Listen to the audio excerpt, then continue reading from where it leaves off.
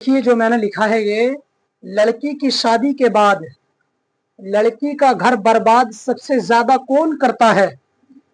उसकी माँ और उसका बाप।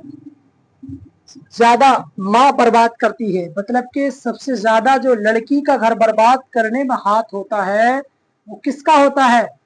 देखिए जानिए वो किसका होता है, मैं आपको बताऊं। सबसे ज्यादा जो हाथ होता है लड़की का बर्बाद करने में माँ का हुआ करता है।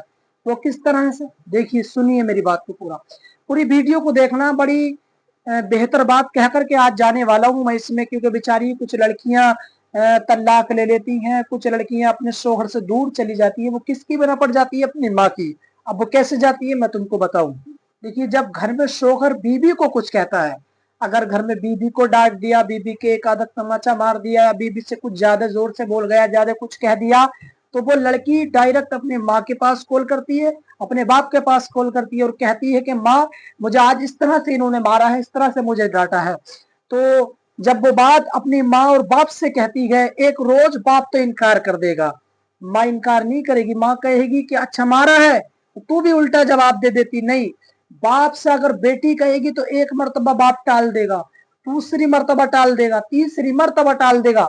जब बेटी बार बार बाप से शिकायत करेगी कि बाप मुझे इसने मारा है, डांटा है, तो चौथी मर्तबा बाप भी कह देगा चल एक काम कर, तू घर आ जा, घर आने के बाद देखता हूँ इसको मैं देख लूंगा, तू आकर घर बैठ जा।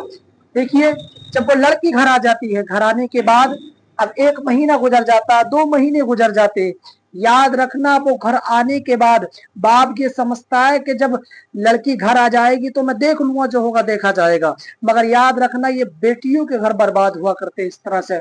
अगर बेटी तुमसे शिकायत किया करे, कुछ कहा करे, बेटी को समझा दिया करो, कहा करो बेटी तुझे जिंदगी वहीं गुजारनी है। याद रखना हम 4 दिन के मेहमान हैं, कहीं भी कभी भी मौत आ सकती है। तेरे भाई अगर तुझे तेरे भाइयों ने नहीं अपनाया, तेरी भाभीयों ने तुझे नहीं अपनाया, तो कहाँ जाएगी तू? याद रखना जब एक घर से तू इस तरह से, जहां तेरी हमने शादी की है वहीं तू खुश नहीं है, खुद के ऐबों से, जब हम तेरी दूसरी जगह शादी करेंगे या दूसरी जगह तेरा निकाह करेंगे तो कैसे खुश रह लेगी? किस तरह से तू खुश रह लेगी? जैसे पहले वाले ने हाल किया उससे बदतर दूसरा वाला हाल करेगा। क्यों? क्योंकि कोई भी लड़का दूसरी लड़की को सही से नहीं रख पाता। ज्यादातर की बात कर रहा हूँ, सब की बात नहीं कर रहा हूँ। बहुत से लड़के दूसरे लड़के को इतना खुश नहीं रख पाते हैं। मगर याद रखना जहां पहले तुम्हारे बाप ने निकाह तुम्हारा कर दिया, याद रखना वहां पर मोहब्बत से रहो, उसकी सुनो भी, उसको समझाओ भी और उसकी मानो भी। हर एक बात तुमको माननी चाहिए। याद रखना बाप और माँ से ज्यादा अब कहना तुम शोहर का मानो, क्योंकि अगर माँ अगर तुम्हें आवाज दे, बाप अगर तुम्हें आवाज दे, तो तुम्हें बाप की ना सुन करके पहले शोहर की सुननी है। एक तरफ माँ अगर तुम्हें आवाज दे, एक तरफ शोहर तुम्हें आवाज दे, तो सबसे पहले शोहर की सुननी है, ना कि बाप और माँ की सुननी है।